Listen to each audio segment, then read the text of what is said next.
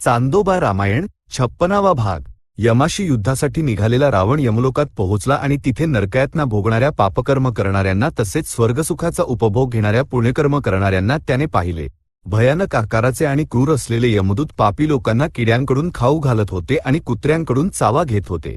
वैतरणी नदीत त्यांना पोहायला लावत होते आणि तापलेल्या वाळूच्या ढिगाऱ्यांवर टाकून त्यांना पीडा देत होते। त्या यातना भोगणारे लोक प्रेतांसारखे दिसत होते आणि वेदनेने तसेच तहानेने तडफडत होते। दुसरीकडे पुण्य केलेल्या व्यक्ती आपल्या पुण्यफलाचा सर्व प्रकारच्या सुखांच्या रूपात उपभोग घेत होत्या। लक्षावधी पापी भोगत असलेल्या त्या यातना पाहून रावणाला दया आली आणि तो त्यांना सोडवू लागला। ते पाहून यमदूतांना राग आला। ते रावणावर धावून गेले आणि त्यांनी परिघ, शूल, मुसल, शक्ती आणि तोमर पुष्पक विमानावर फेकले। काही जण मधमाशांप्रमाणे पुष्पकावर तुटून पडले आणि त्यातील आसने, वेदिका आणि मंडप तोडून फेकू लागले। परंतु ते एक अक्षय विमान असल्याने त्यांनी कितीही नाश केला तरी ते पूर्वीप्रमाणेच अक्षुण्ण राहिले। याच दरम्यान नारद थेट यमाकडे गेले। यमाने अर्घ्यपाद्यांनी त्यांचा सत्कार केला, क्षेमकुशल विचारले आणि येण्याचे प्रयोजन जाणून घेण्याची इच्छा व्यक्त केली। यमराजा, दशग्रीव नावाचा एक अजय राक्षस तुला जिंकून आपल्या वश करून घेण्यासाठी तुझ्यावर युद्धासाठी येत आहे। तुझ्या यमदंडाचे काय होणार कोण जाणे, असे नारद म्हणाले। ते असे म्हणत असतानाच दूरवर चमकणारे पुष्पक विमान दिसले। रावणाने यमदूतांशी काही वेळ युद्ध केले आणि शेवटी त्यांच्यावर पाशुपतास्त्राचा प्रयोग केला। ते अस्त्र वणव्याप्रमाणे त्या भागातील झाडे आणि झुडपे भस्म करत आपल्या ज्वाळा सर्व दिशांना पसरवू लागले।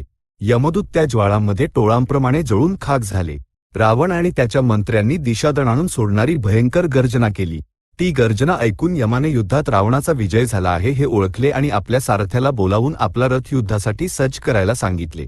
क्षणात तांबड्या घोड्यांचा रथ आला। मृत्यूदेवता पाश आणि मुदगर धारण करून रथात यमाच्या पुढे उभी राहिली। यम रथात आरूढ झाला तेव्हा एका बाजूला कालदंड आणि दुसऱ्या बाजूला कालपाश होते। अशा प्रकारे यम युद्धासाठी निघाला असता तिन्ही लोकांत खळबळ उडाली। देव थरथर कापले। मनोवेग असलेल्या रथाच्या घोड्यांनी क्षणात यमाचा रथ रावणासमोर आणला। मृत्यूदेवतेचा अत्यंत भयानक असलेला यम रथ पाहताच रावणाचे मंत्री भयभीत होऊन चारही दिशांना पळून गेले। रावण मात्र यत्किंचितही न घाबरता स्थिर उभा राहिला। दोघांमध्ये 7 रात्री महाभयंकर युद्ध झाले। यमाने आपल्या प्रयुक्त अस्त्रांनी रावणाला अत्यंत तीव्र घायाळ केले, पण रावण हरला नाही की रणांगणातून पळून गेला नाही। उलट त्याने आपल्या बाणांनी यम, मृत्यूदेवता आणि सारथी यांनाही खूप पीडा दिली। ते पाहून मृत्यू यमाला म्हणाली, यमधर्मराजा, या राक्षसाशी मला युद्ध करू द्या, याला मी क्षणात मारून टाकीन। ठार मारणे हा माझा अधिकार आहे। मी कित्येक राक्षसांचा मृत्यू पाहिला आहे। प्रलय काळात लोकांचे लोक नष्ट होताना पाहिले आहेत। हा माझ्यासमोर कितीसा, तू फक्त पाहत राहा, याला मीच मारीन, असे म्हणत यमाने कालदंड उपसला। तो ज्वाळा ओकत महाभयंकर दिसत होता। यम तो रावणावर फेकणार इतक्यात ब्रह्मा प्रकट झाले आणि म्हणाले, यमधर्मराजा, याचा प्रयोग करू नकोस। याने जर रावण मरला तर मी याला दिलेला वर असत्य ठरेल। जर हा मरला नाही तर हा कालदंड निर्माण करण्यामागचा माझा उद्देश असत्य ठरेल। मृत्यूसह मी हा दंड अमोघ राहील अशा प्रकारे पूर्वी निर्माण केला होता। म्हणूनच जर तू रावणावर कालदंडाचा प्रयोग केलास तर कोणत्या ना कोणत्या प्रकारे माझे वचन व्यर्थ ठरेल। ब्रह्मांचे वचन मानून यमाने कालदंड बाजूला ठेवला।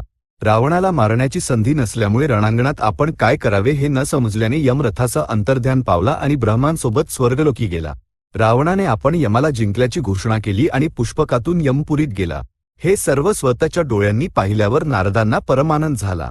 यमाला जिंकून मारीच इत्यादी मंत्र्यांकडून प्रशंसा मिळवून रावण पुष्पकातून पाताळलोकाकडे निघाला। वरुणाच्या अधिपत्याखाली असलेल्या समुद्रात प्रवेश करून वासुकी इत्यादी नाग राहत असलेल्या भोगवती नगरीचा ताबा घेतला आणि जिथे निवात कवच राहत होते त्या मणिमती नावाच्या नगरीत गेला। विविध प्रकारची शस्त्रे असलेले आणि अजय असलेले निवात कवच रावणाशी युद्धासाठी भिडले। 1 वर्षभर युद्ध चालले तरी जय पराजय ठरला नाही। तेव्हा ब्रह्मा विमानाने तिथे आले आणि उभय पक्षात तग घडवून आणला। अग्नीला साक्षी ठेवून त्यांच्यात मैत्री प्रस्थापित करून ते निघून गेले।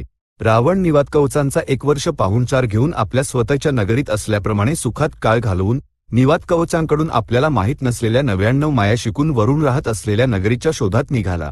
वाटेत त्याला कालकेय राहत असलेले अश्मनगर लागले। तिथे रावण आणि कालकेयांचे युद्ध झाले। रावणाने कालकेय वीरांपैकी अनेकांना ठार केले। अशा प्रकारे मृतांमध्ये विद्युतजीव नावाचा राक्षस होता, जो शूर्पणखेचा पती होता। तो आपल्या बलाचा गर्व बाळगणारा होता। विजेप्रमाणे आपली जीभ बाहेर काढून तो राक्षसांना चाटत असे। रावणाने त्याला तलवारीने कापून ठार केले। शेकडो कालकेय वीर रावणाच्या हातून मारले गेले।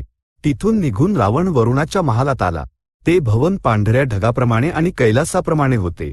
तिथे रावणाला निरंतर दुग्धधारा स्त्रवणारी सुरभी नावाची कामधेनू दिसली. तिच्याच दुधाने क्षीरसागर निर्माण झाला होता. त्या क्षीरसागरातूनच चंद्र जन्माला आला, अमृत जन्माला आले. क्षीरसागराचा फेस खाऊन काही महर्षी जीवन जगतात. शिवाचे वाहन असलेला नंदी कामधेनूच्या पोटीत जन्माला आला होता.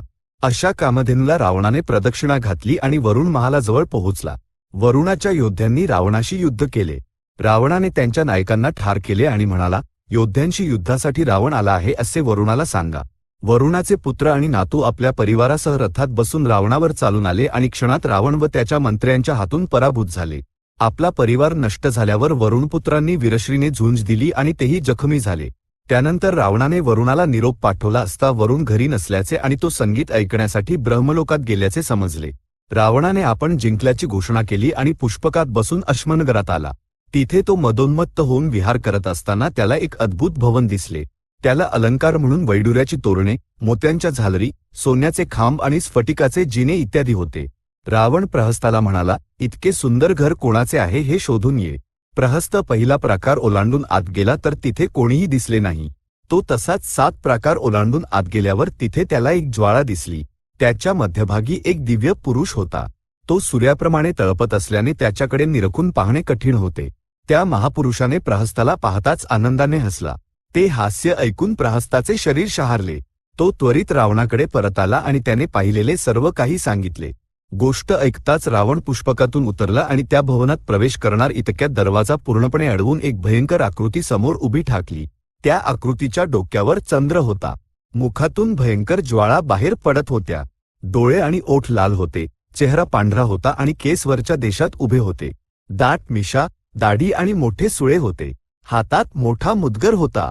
ती भयंकर आकृती पाहताच रावणाचे शरीर शहारले. त्या आकृतीने रावणाला पाहून विचारले, राक्षसा, घाबरू नकोस, तुझी इच्छा काय आहे ते सांग.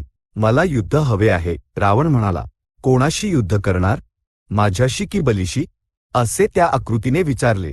हे घर ज्याचे आहे त्याच्याशी मी युद्ध करीन, किंवा तू ज्याच्याशी करायला सांगशील त्याच्याशीच करीन. रावण म्हणाला, बली आत आहे, हवे असल्यास त्या महात्म्याशी निसंकोच युद्ध कर, असे ती आकृती म्हणाली. रावण आत गेला आणि सूर्याप्रमाणे तळपणाऱ्या बलीकडे तो निरखून पाहू शकला नाही. बलीने रावणाला सहज उचलले आणि आपल्या मांडीवर बसवून विचारले, काय कामासाठी आलास बाळा, तुझी इच्छा काय आहे ते सांगितल्यास मी ती पूर्ण करीन. दुसरे काही नाही महानुभावा. तुला पूर्वी विष्णूने फसवून बंदिवासात ठेवले होते असे म्हणतात. तुला सोडवण्याची शक्ती माझ्यात आहे, म्हणूनच ते कार्य करून जावे या विचाराने आलो आहे. रावण म्हणाला, अशी गोष्ट आहे का, तर मग तुला एक छोटी गोष्ट सांगायची आहे. तिथे पडलेले ते कुंडल एकदा घेऊन ये. बली म्हणाला. रावण जवळ जाऊन पाहतो तर ते कुंडल एका मोठ्या चक्राच्या आकाराचे होते. रावणाने ते सहज उचलण्याचा प्रयत्न केला आणि त्याला अपमान सोसावा लागला. ते हलले नाही. रावणाने आपल्या दोन्ही हातांनी आणि पूर्ण शक्तीनिशी प्रयत्न करूनही त्याला ते अजिबात हलवता आले नाही. ते पाहून बलीने रावणाला जवळ बोलावले आणि सांगितले, जे कुंडल तू हलवू शकला नाहीस ते आमचे पूर्वज हिरण्यकशिपूने कानात घातलेले होते. त्यांनी कोणाकडूनही मृत्यू न येण्याचे वर मिळवले होते आणि शेवटी नरसिंह रूप धारण करणाऱ्या विष्णूच्या हातून ते मारले गेले. त्याच विष्णूला तू दरवाजापाशी पाहिलेस. तो नेहमी तिथेच असतो. हे शब्द ऐकून रावण क्रोधाने दरवाजापाशी आला, पण त्याला तिथे कोणीही दिसले नाही. चांदोबा रामायण 56वा भाग संपूर्ण. सद्य स्वस्ती.